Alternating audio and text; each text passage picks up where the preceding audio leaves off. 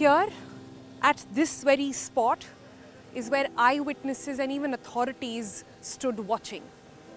They watched how first the car sank in and then along with it, 27-year-old Yuvraj.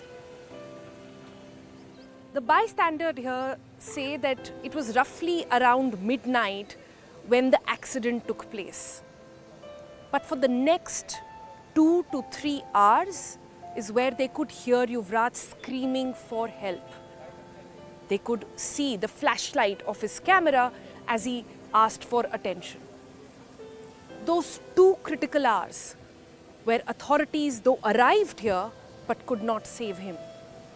Those 2 ticking hours where nothing could be done. Everybody just stood and watched. What happened in those 2 hours?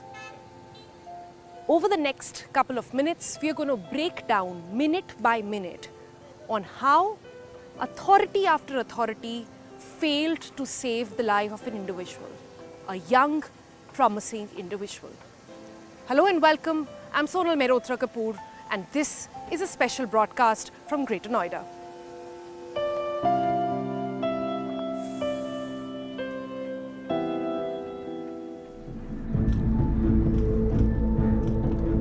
Okay, that's the SDRF and the NDRF team on your screen right now. The divers have just gone in with their scuba suits on, their oxygen tanks in place.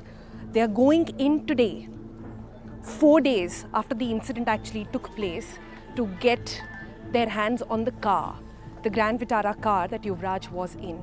It's taken 4 days for the authorities to finally wake up.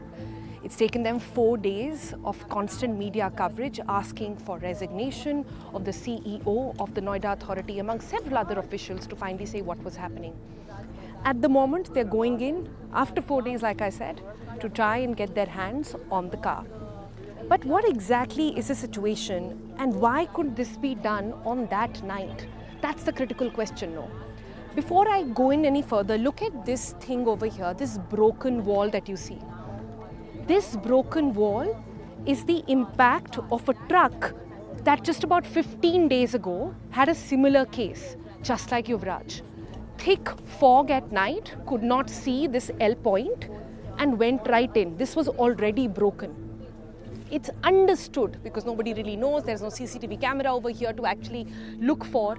This is said to be the place, the exact place where his car also went in from. Perhaps the fact that shrubs are a little broken here, they are pulled out, looks like that this is where both the accidents took place. But just to help you understand this entire situation, come with me a little bit. So where we are standing right now, it's like a L-shaped road, okay? We are over here. This is the second wall that you see. This wall was already broken because of the car. Now, on the night of 16th, when Yuvraj's car came in here as well, could not understand zero visibility. It's a sharp turn. And on this turn that you see, there are no barricades, there are no reflectors, there is no flash point. So when Yuvraj's car was going here, it went rammed in straight, and we are told into the ditch over there. There was no way that he could do anything. That's what's been understood, at least so far. But again, the question, these boats could have arrived at night and perhaps saved a young boy's life.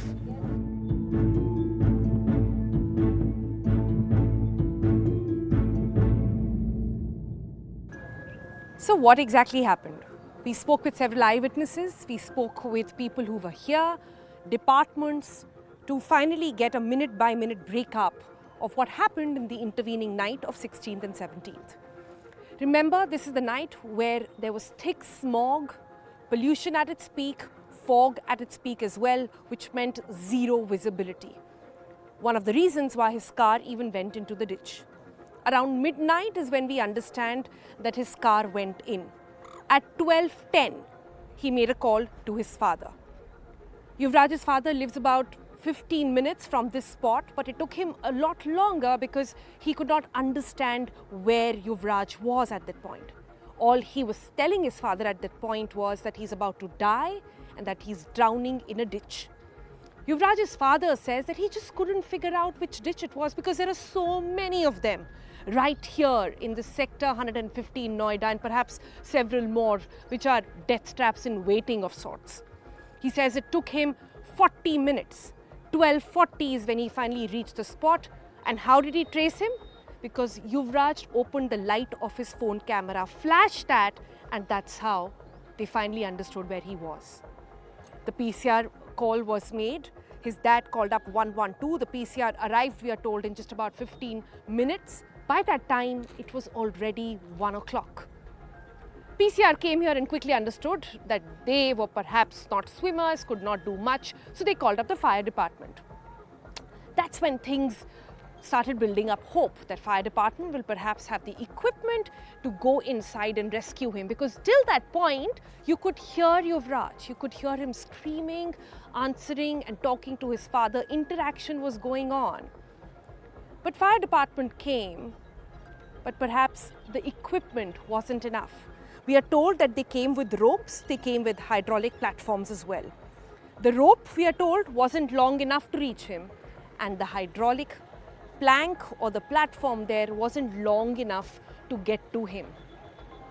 This is where things really got interesting, because several eyewitnesses say that they heard the fire department saying that the water is too cold and that there could be saria, which is basically an iron, rod that is used for construction, which could be inside, and they didn't want to endanger their life. Which is when the fire department themselves admit that they asked for SDRF to come in. Now, what is SDRF? SDRF is basically the State Disaster Response Force. The country has SDRF and NDRF, state units and the national units. These are trained people who know exactly what to do in situations like these. The fire department was heard by several eyewitnesses saying that SDRF should come in because they don't know what to do in this situation at all. By that time, SDRF could actually come in. It was 3:30 a.m. But here's the dangerous part. The last time Yuvraj was actually heard, or any communication that happened between him and all those standing right here, was around 2:30. We are made to understand that by the time SDRF even arrived, he had already drowned. 3:30 is when we are told they came in. SDRF also came in. They did not have boats. The version again of Yuvraj's father here is that by the time the first boat was put together and made to go inside this water body, it was 6 a.m. 6 critical hours lost, and nobody could do anything. It's not just time that was lost. It was a young life, a 27-year-old promising young boy whose life was lost as well.